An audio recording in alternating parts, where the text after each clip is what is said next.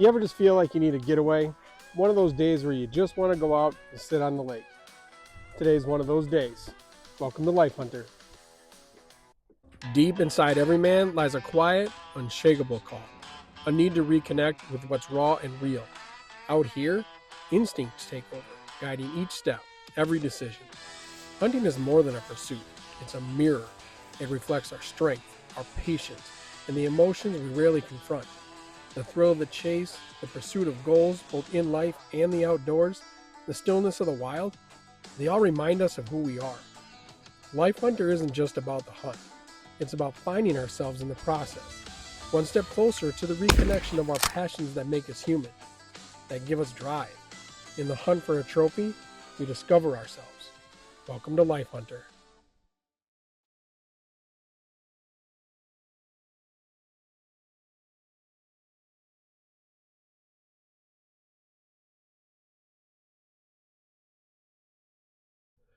There's a complete rhythm to slowing down. Most people don't know it anymore.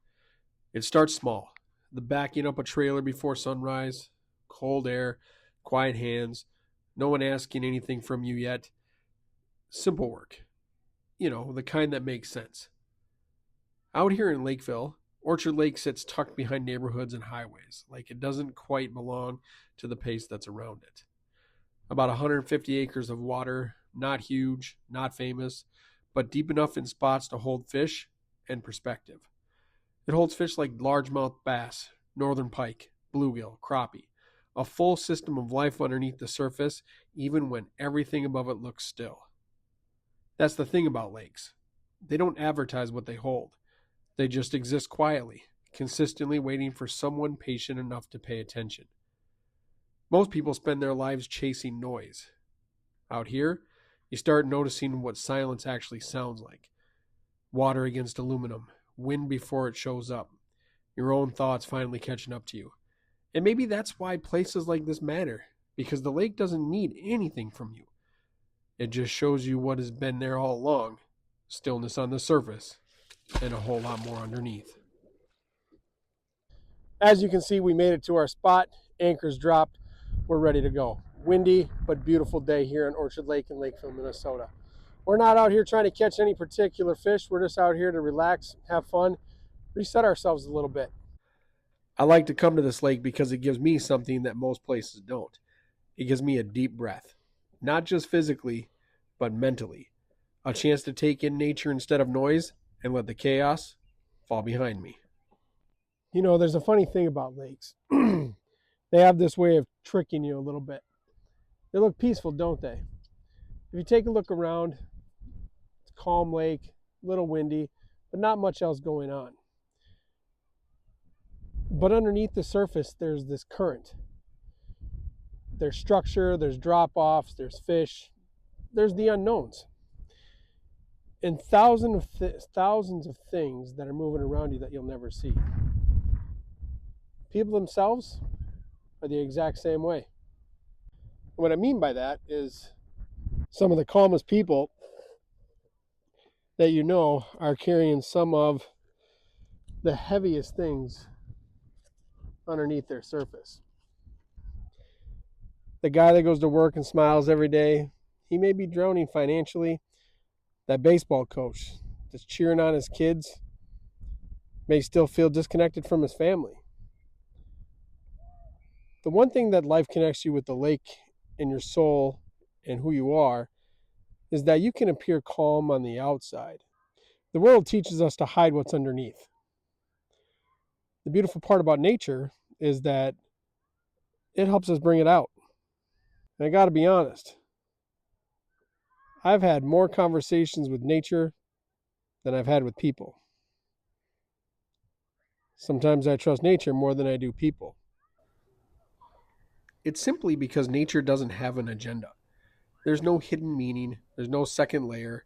What you see is exactly what you get. And sometimes that kind of honesty is exactly what you need. Out here, there's no guessing what something meant. It either is or it isn't. And the more time you spend around that, the more it starts to change how you move through things. Because people, we complicate everything. We rush to outcomes, we force timing, We try to make things happen before they're even ready. But out here, that doesn't work. The wind shows up when it shows up, the water moves how it moves, and the fish, they bite when they decide to, not when you want them to. So you adjust. You slow down, you start paying attention instead of reacting, and without even realizing it, you start learning something most people struggle with: how to wait. Not doing nothing, but staying steady until the moment actually comes. Most people talk about patience like it's passive. It's not. It's actually discipline.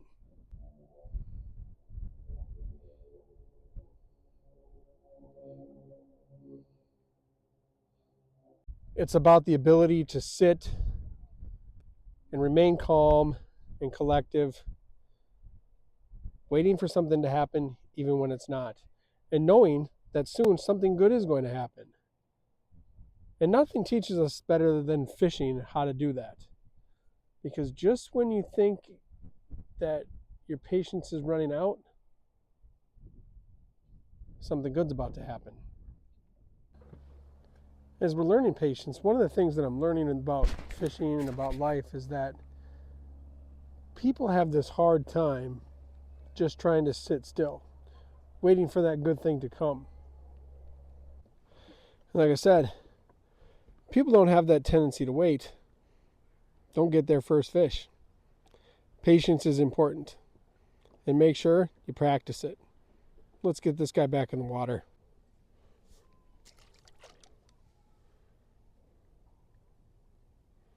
See, that's one thing I love most about fishing is you get to learn patience. And then, like I said, the rewards come.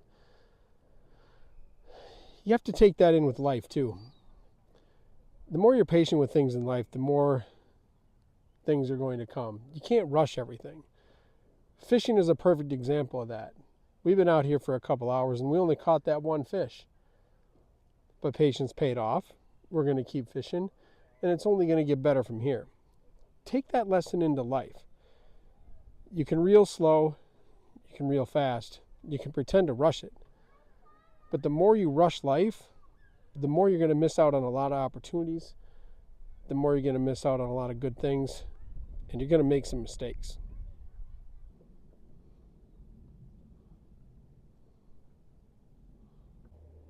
Honestly, I think people are scared more of the silence and sitting in the stillness than they're willing to admit. See, for me, I like sitting in the silence. I like being alone with my thoughts because then I can clear them. That's all you do. You sit out in the water, you sit with your own thoughts.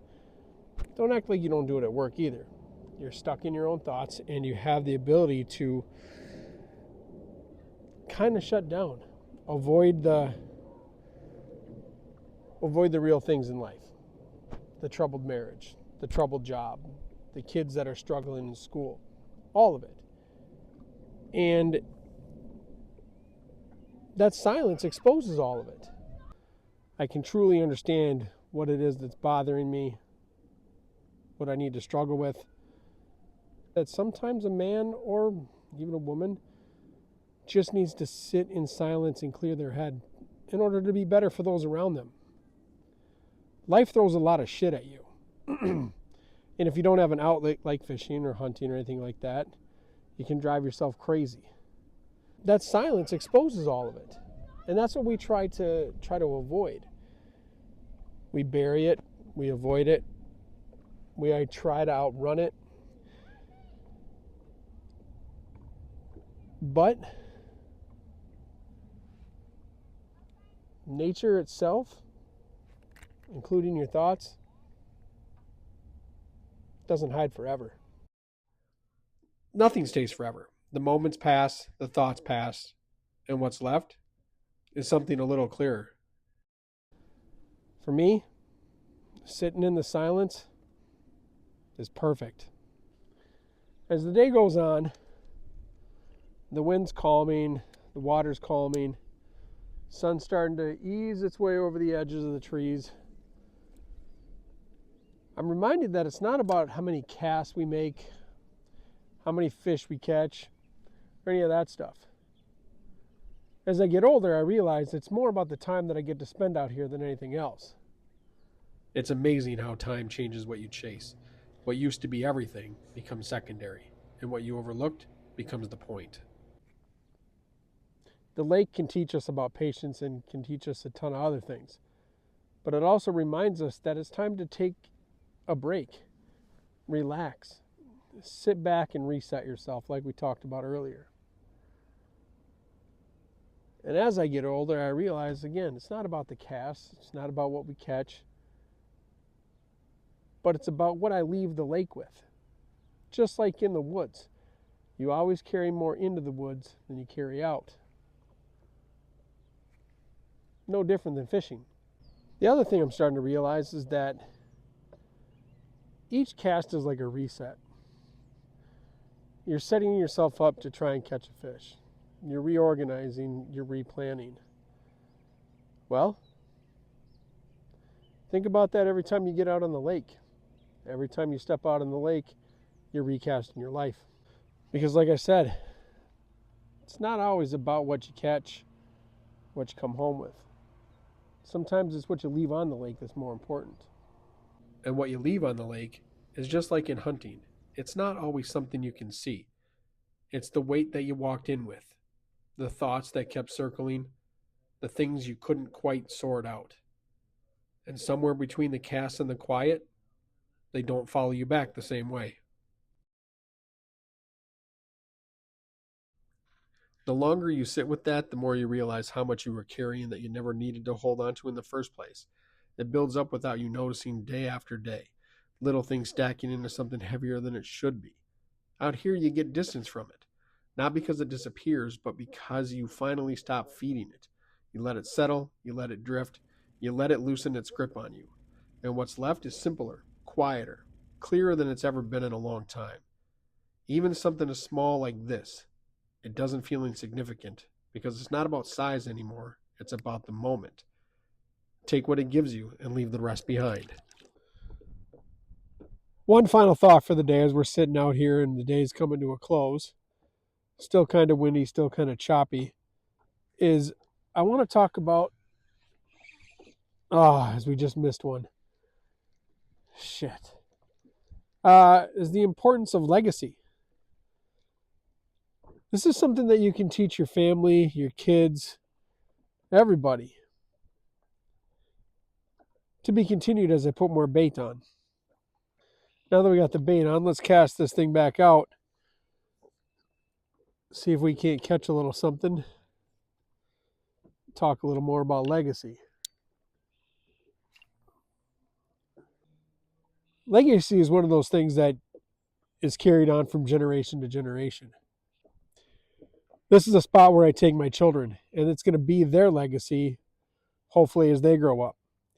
My kids love hanging out. My kids love doing the fishing. They love the catching, casting, and they love the idea of learning something new, something different, something that their dad can teach them. And for me, it's the stuff that I'm learning from my grandpa and my dad that I get to pass on to them. Plus, they get to learn the importance of certain things in life, like patience, again, as we talked about, sitting in the stillness, and hopefully learning how to do a few other things in life. One of the most important things I can do as a father is I can teach my kids the right way to do things, grow up with manners, grow up respecting people. And I can also teach them that kind of stuff in the wild as well. Respect the fish, respect the animals, respect the environment. And fishing is a good way to teach that because you have time, you have the opportunity. You can show them the right way to do things. You're not in a rush. What I like to tell my kids is that you get as much out of fishing as you put into it. If you leave the lake early, you get nothing. If you spend all day there and you leave with no fish, you still take something away. You learn a new trick, you learn a new skill, you learn a new habit, but you learn something. And your legacy is not something that you're born with. It's something that you create. It's something that's handed down. It's something that you hand down. Your legacy is what you want it to be, what your children are, and what those before you were. Remember, it's not just about the cast. It's about your character. It really is only about your character. And the older you get, the more you're going to realize that the only thing that matters and actually stays with you is your character. It's not the wins, not the losses, not what people said about you or what they thought you were, just who you were when it mattered. That's what days like this give you, a chance to simply stay and step away long enough to take an honest look at that. No distractions, no noise, no one else weighing in, just you and whatever you brought with you. And maybe that's why the lake matters, because it doesn't shape your character for you, it just simply reveals it. It reveals it in the quiet, in the waiting, and in the moments nobody else sees. It shows you how you handle stillness, frustration, and how you handle time. And somewhere along the way, you start to understand something most people miss. And that is that legacy isn't built in big moments. It's built up in all of the small ones. It's in how you show up, and how you respond, and how you carry yourself when no one's watching. The conversations you have, the patience you learn, the things you choose to let go of, that's what follows you home. That's what people remember. Because at the end of the day, you don't take anything from the lake with you. Not really. You leave with less than you came with. Less noise, less weight, less of what didn't matter. And what's left is clearer. It's steadier. And it's more aligned with the person that you're trying to be. The world's still out there. Still loud, still demanding, still moving faster than it should. But maybe that's the point. You don't come out here to escape it forever. You come out here to learn how to go back to it better. Because in the end, it really was never just about the lake. It was about who you became while you were on it. Just because we're leaving the lake with no fish doesn't mean we're leaving empty-handed. That's the beauty of Life Hunter. Lessons from the wild you can apply to everyday life. Thank you for watching, and welcome to Life Hunter.